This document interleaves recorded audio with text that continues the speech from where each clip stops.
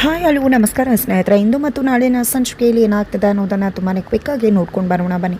ಇಲ್ಲಿ ಮುತ್ತಣ್ಣನ ಭಾರತಿನ ಮದುವೆ ಆಗಿಸೋಕೆ ಚಂದನ ಸಮೇತ ಅಣ್ಣ ತಮ್ಮದಿರು ಎಲ್ಲರೂ ಕೂಡ ಒಪ್ಪಿಸೋದ್ರಲ್ಲಿ ಯಶಸ್ವಿ ಆಗ್ತಾರೆ. ಕೊನೆಗೂ ಕೂಡ ಭಾರತಿ ಮೇಲೆ ಪ್ರೀತಿ ಇಟ್ಕೊಂಡಿರ್ತಕ್ಕಂಥ ಮನಸ್ಸಿಟ್ಕೊಂಡಿರ್ತಕ್ಕಂಥ ಮುತ್ತಣ್ಣ ಭಾರತಿಯನ್ನು ದೇವಸ್ಥಾನದಲ್ಲಿ ಮದುವೆ ಆಗೋದಕ್ಕೆ ಒಪ್ಕೋತಾರೆ. ಇತ್ತ ಕಡೆ ಆಲ್ರೆಡಿ ಚಂದನ ಭಾರತಿಗೆ ನಾಳೆ 10 ಗಂಟೆ ಒಳಗೆ ದೇವಸ್ಥಾನಕ್ಕೆ ಬಂದುಬಿಡು ಅಂತ ಹೇಳಿದ್ದಾರೆ. ಬೆಳಗ್ಗೆ ಆಗತ್ತೆ, ಎಲ್ಲರೂ ಕೂಡ ಮನೆ ಮಂದಿ ರೆಡಿಯಾಗಿ ದೇವಸ್ಥಾನಕ್ಕೆ ಹೋಗಿದ್ದಾರೆ. ನಟರಾಜ್ ಅವ್ರಿಗೆ ವಿಷಯ ಗೊತ್ತಿಲ್ಲ. ದೇವಸ್ಥಾನದಲ್ಲಿ ಮುತ್ತಣ್ಣನ ವರನಾಗಿ ಕರ್ಕೊಂಡು ಬಂದು ಹಸಮಣೆ ಮೇಲೆ ಕೂರಿಸಿದ್ದಾರೆ. ಪುರೋಹಿತರು ಕೂಡ ಆಲ್ರೆಡಿ ಬಂದಿದ್ದಾರೆ.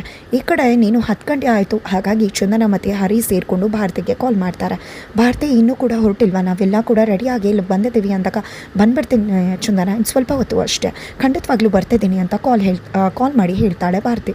ತದನಂತರ ಅಮ್ಮ ಮನೇಲಿ ಇಲ್ತಿರೋ ಟೈಮನ್ನು ನೋಡಿಕೊಂಡು ಲಗೇಜ್ ಪ್ಯಾಕ್ ಮಾಡಿಕೊಂಡು ಡ್ರೆಸ್ ಮಾಡಿಕೊಂಡು ಮನೆಯಿಂದ ಇನ್ನೇನು ಗೇಟಿಂದ ಆಚೆ ಬರಬೇಕು. ಅಷ್ಟರಲ್ಲಿ ಅಮ್ಮನ ಕೈಗೆ ಸಿಕ್ಬಿದ್ದಂತಹ ಭಾರತಿನ ಒಳಗಡೆ ಹೇಳ್ಕೊಂಡು ಬರ್ತಾರೆ ಕಾತ್ಯಾಯಿನಿ. ಒಳಗಡೆ ಹೇಳ್ಕೊಂಡು ಬಂದಿದ್ದೆ ಭಾರತಿ ಕೆನ್ನೆಗೆ ರಪ್ಪ ರಪ್ಪ ರಪ್ಪ ಅಂತ ಹೇಳಿ ಬಾರಿಸಿ ಆಕೆಯನ್ನು ಹೊಡೆದಾಕ್ತಾರೆ.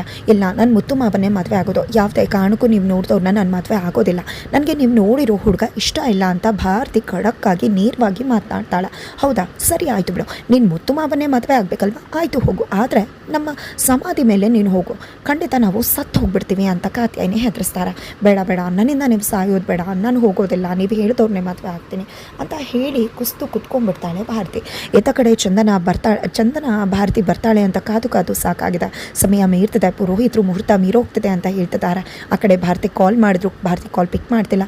ಈ ಕಡೆ ಟೈಮ್ ಆಗೋಗ್ಬಿಡತ್ತೆ, ಇನ್ನೇನು ಮುಹೂರ್ತ ಮೀರ್ತಲ್ಲ ಅಂತ ಹೇಳಿ ಮುತ್ತಣ್ಣ ಅವಮಾನದಿಂದ ಎದ್ದು ಪೇಟವನ್ನು ಕೆಳಗಿಳಿಸ್ತಾರೆ. ಈ ಕಡೆ ಚಂದನ ಮುತ್ತಣ್ಣನ ಕಾಲಿಗೆ ಬಿದ್ದು, ದಯವಿಟ್ಟು ನನ್ನ ಕ್ಷಮಿಸ್ಬಿಡಿ ಮುತ್ತಣ್ಣ, ಈ ರೀತಿ ಆಗುತ್ತೆ ಅಂತ ನಾನು ಅಂದ್ಕೊಂಡಿರಲಿಲ್ಲ ಅಂತ ಕ್ಷಮೆ ಕೇಳ್ತಿದ್ದಾರೆ.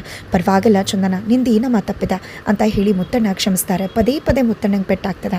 ಹಾಗಿದ್ರೆ ಯಾವ ರೀತಿ ಮುತ್ತಣ್ಣನ ಭಾರತಿ ಮದುವೆ ಮಾಡಿಸ್ತಾಳೆ ಚಂದನ ಅನ್ನೋದನ್ನು ಕಾದು ನೋಡಬೇಕಿದೆ.